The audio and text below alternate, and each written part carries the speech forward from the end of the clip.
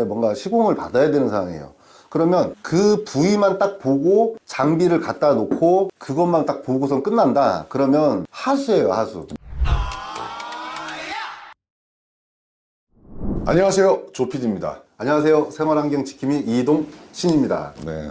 사실 그 집에 문제가 생겼을 때 시공하시는 업자분들을 부르시잖아요. 그럴 때 늘 고민이 많으실 겁니다. 그 잘할까? 뭐 친절할까? 잘못되면 어떨까? 이런 고민이 많은데 그래서 검색을 하시고 전화해서 물어보고 하시는데 도대체 검색할 때 무슨 기준으로 물어볼 때 어떤 기준으로 물어봐야 좋은 업체를 고를 수 있는지 궁금하시잖아요. 오늘 그것을 쫙 풀어드릴 거예요. 누가? 이동신 대표가.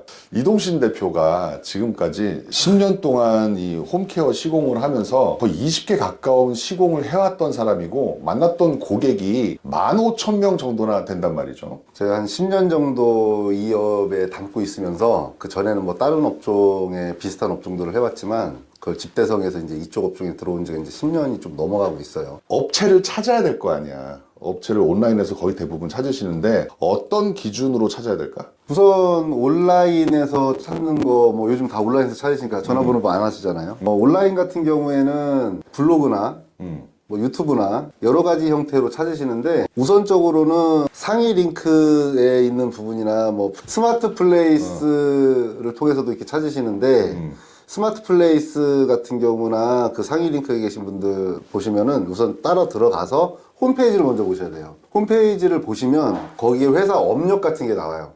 업력은 어느 정도 되는지, 그래서 규모를 좀 확인할 수 있고요. 꾸준히 자기 일을 해왔기 때문에 그 정도는 하고 있다라는 거를 보여주는 게 있고 또 홈페이지에 그만큼 자본금이 들어간다는 거잖아요. 결국은 얼만큼 자본금이 들어갔느냐는 매출과 연결이 돼 있기 때문에 그 부분도 좀 신경 써서 보실 필요가 있죠. 자본을 본다면 이제 요즘에 홍보를 하기 위해서 블로그나 이런 건 많이 발행을 하시는데 유튜브를 하는 업체도 중요하다는 생각이 드네. 그렇죠. 예전하고는 다르게 유튜브 하는 업체가 굉장히 많아지고 있어요. 다만 유튜브의 질도 좀 중요하고요. 근데 유튜브를 한다는 것도 마찬가지예요. 블로그보다 비용이 훨씬 더 많이 들어가요. 그 또한도 자본력과 직결이 돼 있죠. 자본력은 어디서 나오겠어요? 매출에서 나오겠죠. 매출 많이 했다는 거니까 그만큼 믿고 볼 수 있고 또 하나는 유튜브로 얼굴을 저처럼 이렇게 내놓고 한다는 건 책임을 진다는 얘기 그렇죠. 아니야. 스마트 플레이스 같은 경우에는 고객 후기나 리뷰 같은 것들도 있잖아. 그렇죠. 그 영수증 리뷰라고도 하고 그런 것들이 많이 있는지 좋은 후기가 있는지도 체크를 해봐야 되겠구만. 좋은 후기 굉장히 중요한데 이 부분은 있어요. 식당이나 요식업은 이제 거기에 자기가 먹었던 영수증 리뷰를 많이 하시는데 시공 쪽은 우리 집 이렇게 고쳤다라는 거를 안 하시기 때문에 잘 올리시지는 않아요. 그래서 금액적인 건 올라와 있지는 않으나 얼만큼 친절하게 해줬다는 내용이 굉장히 중요합니다. 우리 집 뭘 고쳤다가 중요한 게 아니라 뭐를 어떤 서비스를 받았다. 요거보다도 아 여기 정말 친절했다라는 얘기가 굉장히 좀 많이 나와줘야지 좋겠죠. 자, 이제 전화를 해. 전화 걸 때 어떻게 물어봐야지 좋은 업체를 고를 수 있을까?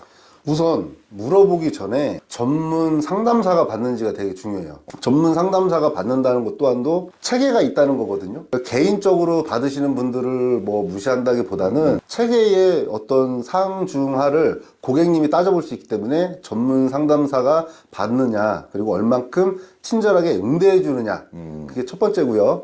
그리고 우선 지역이 어디까지 가능한 업체인지를 물어보시는 것도 굉장히 중요해요. 그 브랜드를 갖고 있는 업체가 어디까지 어느 지역까지 도서상관 다 가능한지 이런 부분도 굉장히 중요한 게 전국에 포진이 많이 돼 있다는 건 기술 평준화가 돼 있고 그만큼 시스템이 갖춰져 있기 때문에 그 시스템은 결과론적으로 어느 고객한테 돈을 더 많이 받고 덜 받고를 할 수 없는 금액적인 시스템까지도 같이 가져고 있다는 반증이 되는 거죠. 그리고 시공 매뉴얼이 있는지를 물어보셔야 돼요. 건축 쪽이나 이렇게 시공 쪽은 시방서나 시공 매뉴얼이라는 게 저희는 이런 형태로 시공을 어떤 방법으로 어떤 순서에 맞춰서 진행을 합니다 라고 해서 알려주는 그런 방법서가 있는데 이 부분이 굉장히 중요한 게 없는 업체는 일단 걸으셔야 돼요. 중요한 건 그 시공 방법대로 안 할 수도 있고요. 나중에 CCBB를 가릴 때도 이 시공 단계만큼 진행했느냐가 중요하고요. 마지막에 중요한 건 업체와 업체를 비교했을 때 자, 일례로 100만 원이 나왔어요.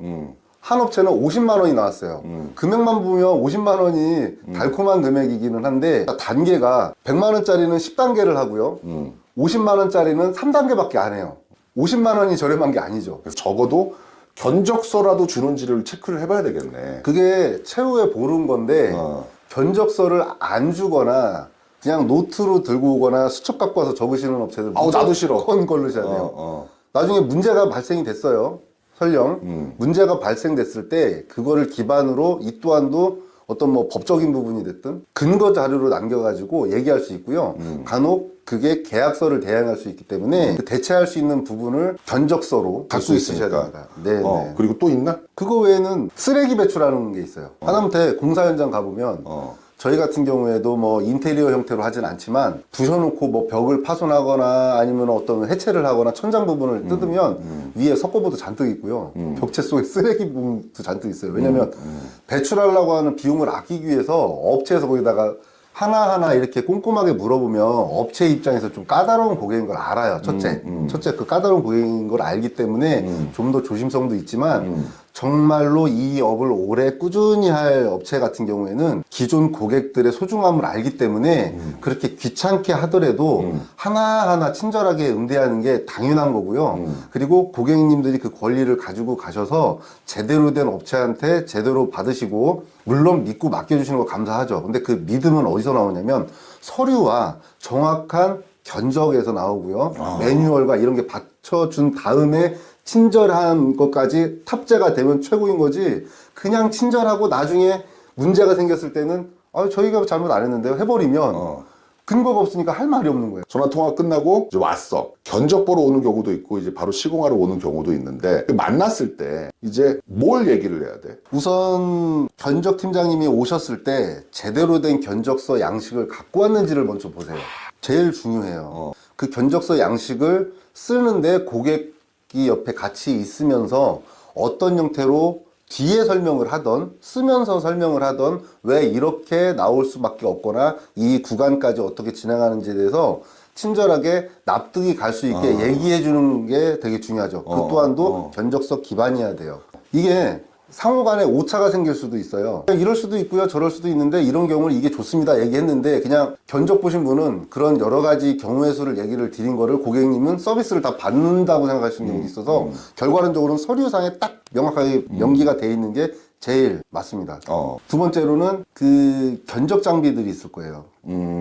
견적 장비. 근데 제일 많이 쓰는 게 당연히 줄자 많이 쓰잖아요. 근데 줄자 말고 요즘 나와 있는 레이저 줄자 같은 것도 있어요. 고객님들이 굉장히 신기하신단 말이에요. 근데 저는 그거 굉장히 위험하다고 봐요. 그 장비는 좋은 장비를 무조건 갖고 있는 게 견적을 잘 보는 게 아니라 노하우가 있는 선에서 그 장비가 서포터를 해주는 거지 그 장비 질만 따져서 될 문제는 아니니까 그 부분에 너무 현혹돼 가지고 장비만 보고 좋은 업체다 무조건 그러실 필요는 없다는 거죠. 좀 더 제가 보태서 말씀을 드리면 예를 들어서 벽면 한쪽에 문제가 생겨 있어요. 아니면 천장 어디 부분에 뭔가 시공을 받아야 되는 상황이에요. 그러면 그 부위만 딱 보고 장비를 갖다 놓고 그것만 딱 보고선 끝난다. 그러면 하수예요, 하수. 이 부분의 활동 범위가 얼마나 넓게 움직이느냐도 가만히 지켜보세요. 안방에 문제가 있는데 갑자기 뭐 주방에 온다? 그거 주방에서부터 문제가 있을 수도 있는 거예요. 근데 안방의 문제인데 안방에만 쳐다보고 있다? 그거 일부분의 국한적인 견적이기 때문에 핵심적인 걸 놓칠 수가 있어요. 그리고 이제 시공이 다 끝났어. 공사가 끝나고 나서 수고하셨습니다 하고 보내야 되는지 아니면 또 마지막으로 뭘 챙겨야 되는지 그게 궁금하네. 처음에 말씀을 드리고 싶었는데 요거는 맨 마지막에 한꺼번에 설명을 드리면 우선 들어올 때와 나갈 때도 되게 중요한데요. 우선 들어올 때 어떤 부분이 중요하냐면 아기를 재워놨어요. 견적을 보려고. 그리고 아기가 막 우칭을 걸리니까. 그리고 또 반려견들이 짖어요. 그것 때문에 방에다 넣어놓고 조용히 해놓고 견적 보실 분을 오시라고 했는데 문을 열기 전에 이미 벨을 눌러버려요. 거기에 벨 누르지 마시오라고 분명히 돼 있거든요. 그거는 그 견적 보시는 분이 그만큼 디테일하지 않게 보시는 분이에요. 그 부분하고 또 문을 열고 들어왔단 말이에요. 근데 들어오고 나서 고객님한테 물어보셔야 돼요. 저희는 여름 같은 때는 문을 열어놓고 기다리시는 분들이 있거든요. 그리고 남자가 견적 보러 갔는데 여자분이 계신 경우가 있단 말이에요. 근데 물어보지도 않고 문을 확 닫아버려요. 그거 굉장히 신뢰되는 부분이에요. 그래서 고객님, 요 문 닫을까요? 라고 물어보고 닫아주셔야 되는데, 그런 부분, 그런 어떤 태도.